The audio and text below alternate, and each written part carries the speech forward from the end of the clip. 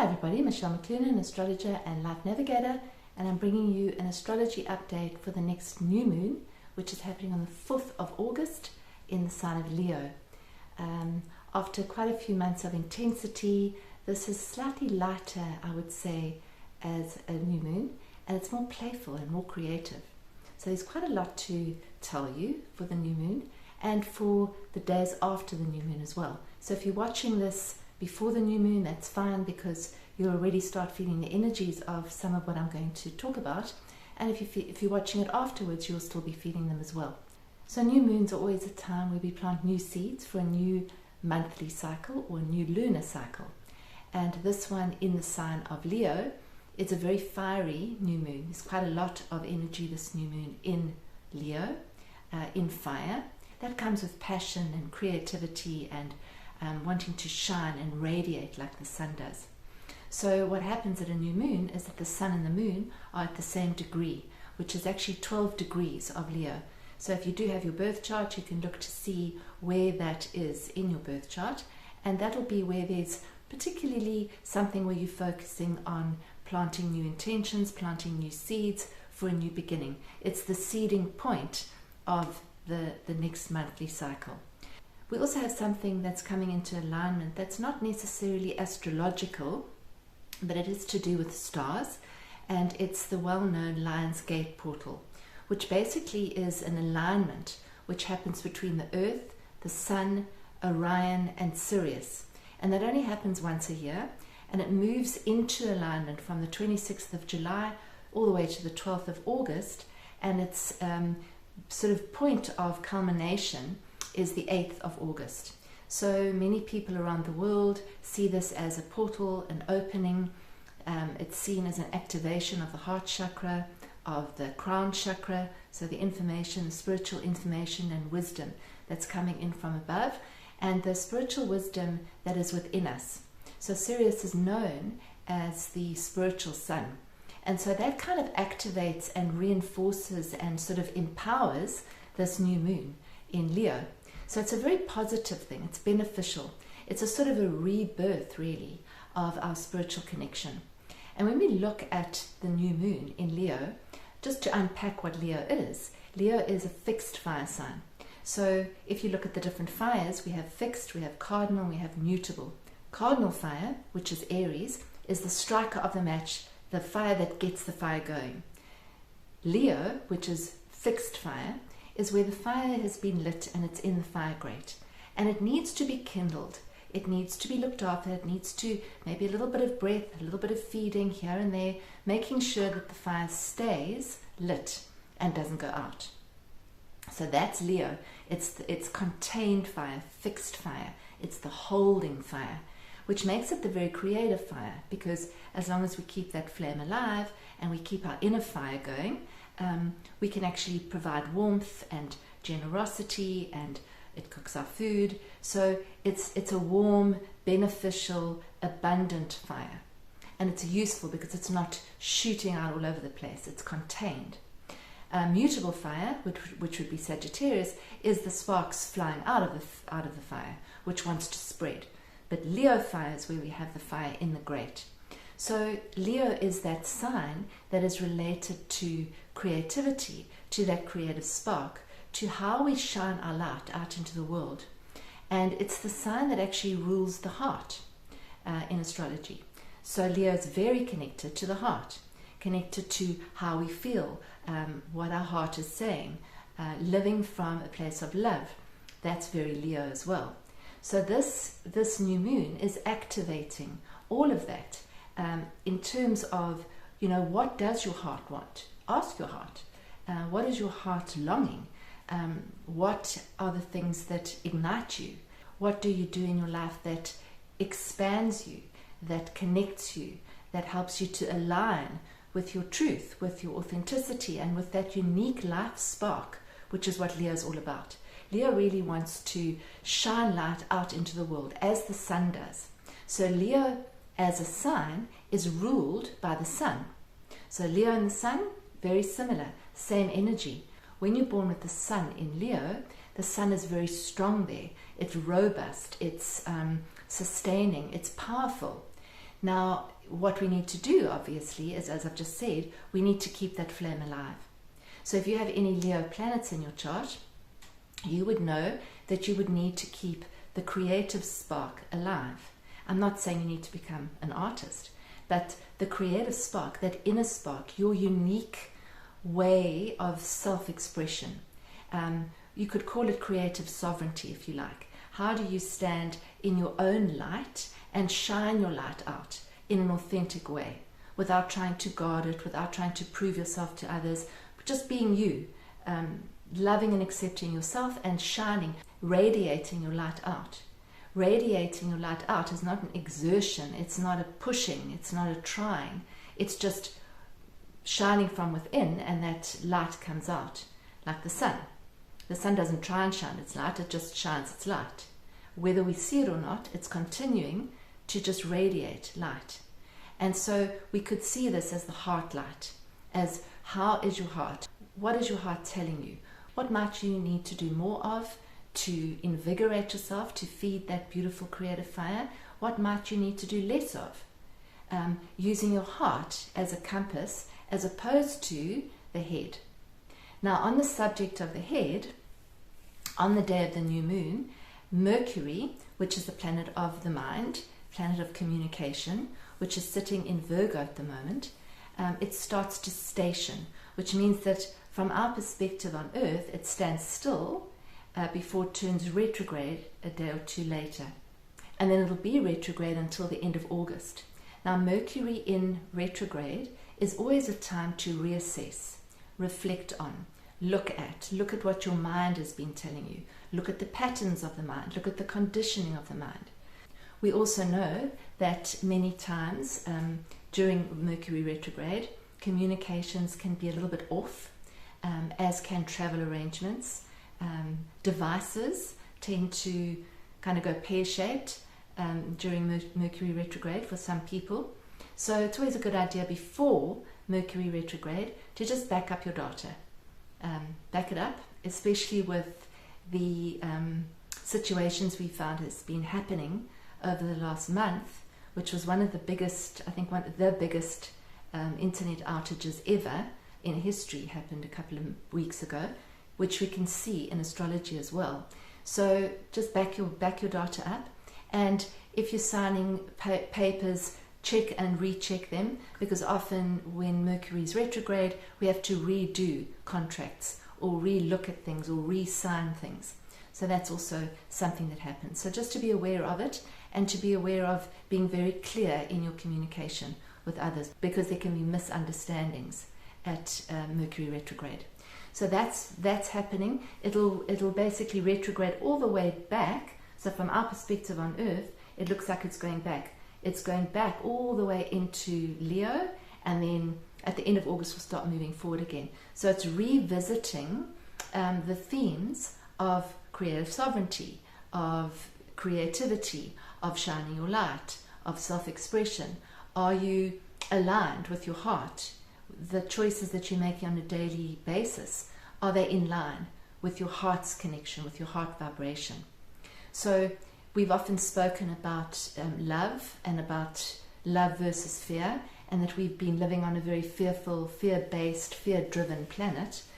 This is really an ignition point, this new moon, to live more from a heart place, from the center of the heart, from the love that we have inside ourselves, as opposed to from the division of what we should say, what we should do, and what we're being told to do, what we're being told to say.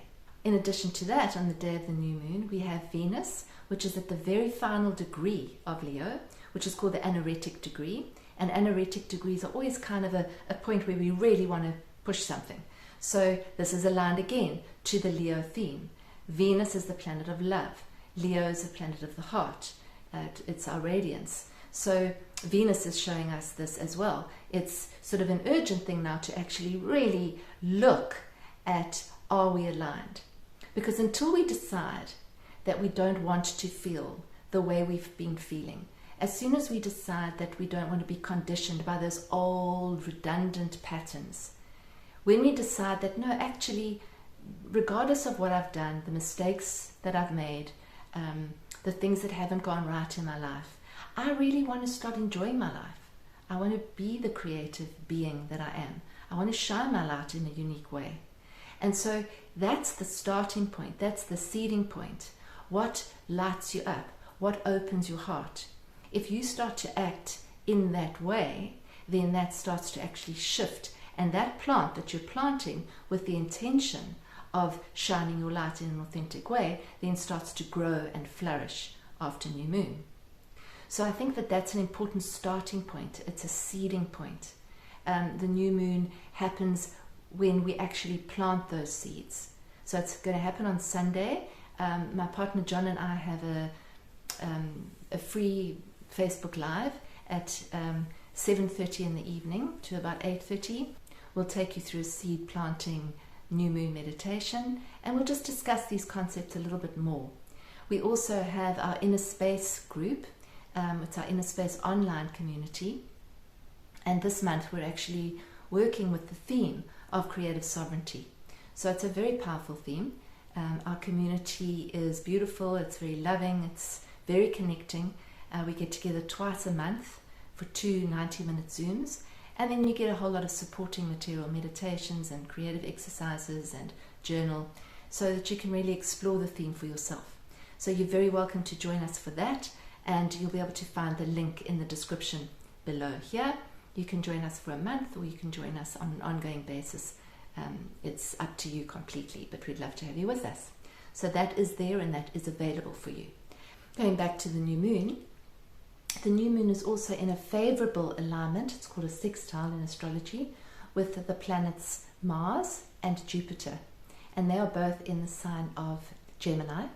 And so Gemini and Jupiter and Mars is the drive towards truth, revealing the truth, living from truth. It's a very powerful time, this, to launch something which is communication oriented. If you want to write a book or put an article out or start to write a journal, really connecting with yourself on a daily basis, this would be a very good time to do it. On another level, Mars and Jupiter together can create kind of amplified communications. I think there's going to be a lot of communication coming in, some of which we can believe and some of which we can't, as we realize now. So it's just to be very discerning. With Mercury in Virgo, Virgo is the sign of discernment. So we're really being asked to discern what we're looking at. Does it connect? Does it resonate with me? As opposed to, is it true or isn't it true? Can somebody tell me if it's true? Does it resonate? And I think that this is where we are moving towards much more in our journey, in the unfolding of this evolution in human consciousness, which is definitely happening. I think we're moving more towards feeling into what the truth is. If we know our connection and we have our true connection, we can look at something and say, that doesn't feel right. You don't have to have a reason for it, or it does feel right. There's an alignment with it. Or am I acting on somebody else's instruction, on someone else's truth? So this is very much about finding your own truth, your own way, your own shining in your own light, in your own unique, beautiful radiance, standing firm in that, and just allowing your heart to connect and align with what is true. I think that's a very important theme for this. So it's a month of growth, of expansion, of creativity, of play. Go back to the things that you really, really love doing. And your mind might give you a million different reasons why you haven't got time to do it, or you shouldn't do it, or you're too old, or whatever. But just engage with those things that expand. We have Jupiter at the moment aligning with Saturn, which Jupiter is the planet of expansion and Saturn is the planet of contraction. So there's a sort of almost a play between expansion and contraction, being expansive and doing what makes you feel free, and being responsible. And neither one is necessarily stronger than the other, but it's to actually see, in this moment, can I expand? Can I open more? Can I allow flow more? And then can I stand in my responsibilities and do the things that I need to do in the human world to pay the bills and to do the things that have to be done, but without the one toppling over the other. Because what often happens is the responsibilities take the place of those things that give us freedom, that provide us with that opening and that expansion.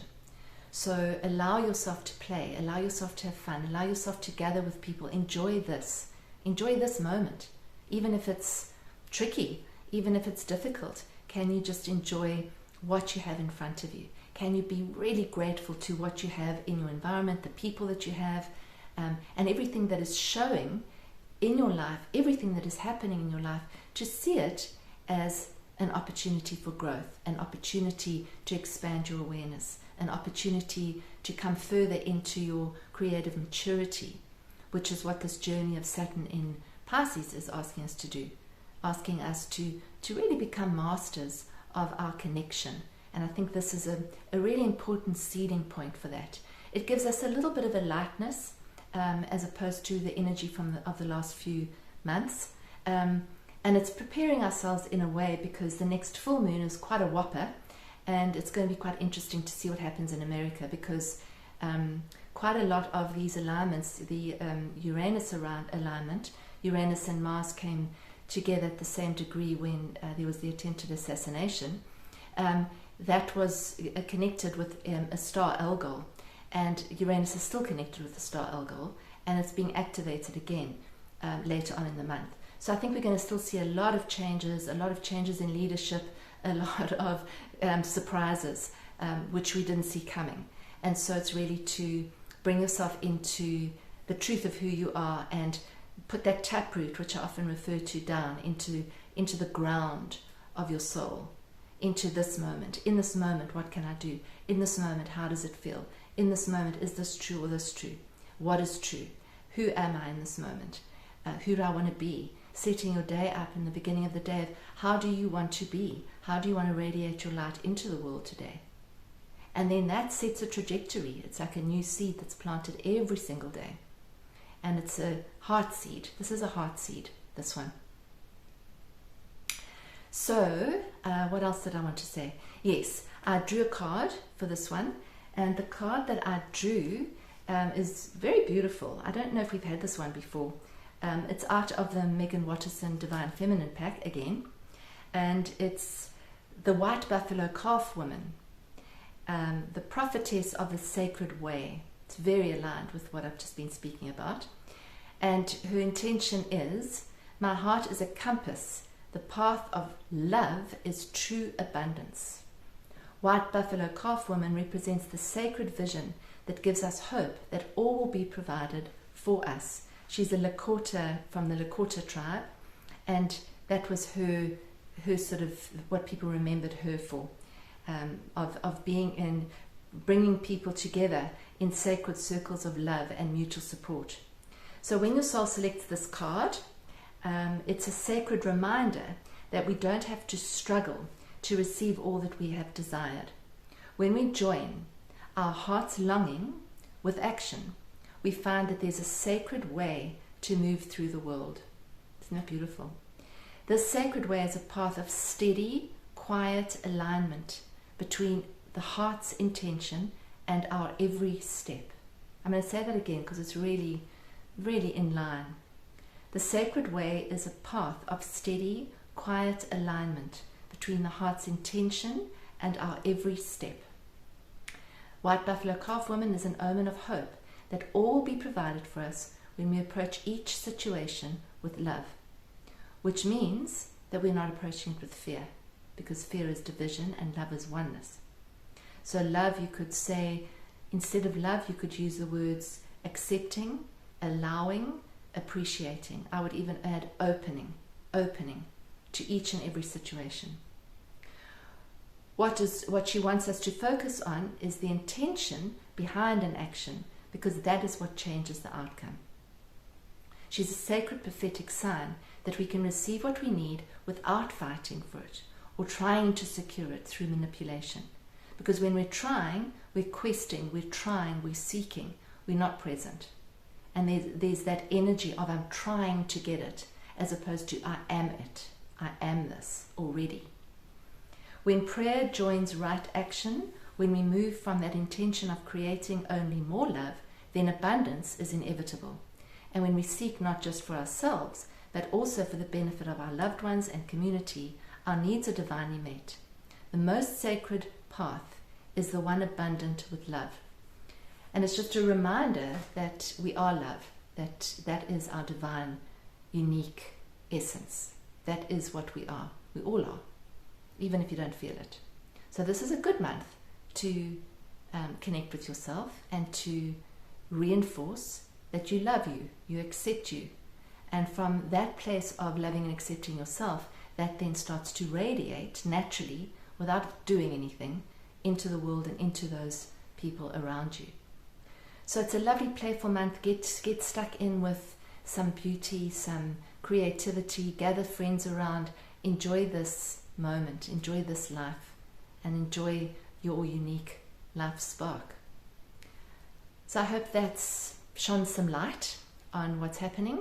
If you'd like to book a reading, I have got a delay, but you're welcome to email me by connecting on the link below and setting up a reading. If you have had your chart done before, then it's always a good thing to have it done every year or so. Sometimes some people have it done more often, to see what the planets that are moving around are activating in your chart, because that's how we personalize this kind of energy and this kind of information I'm giving you. The information I'm giving you on this is really for all of us, but when you personalize it, you bring it into how it aligns with your particular birth chart, your particular great organizing design, your design, which is very unique to you.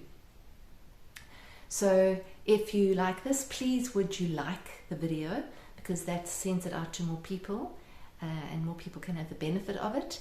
And if you haven't subscribed, please subscribe. Please comment.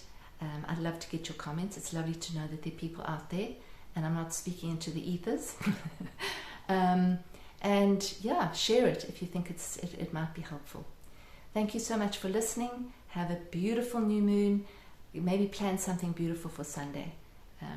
A get-together, a creative party, a little place where you can meet and connect with hearts.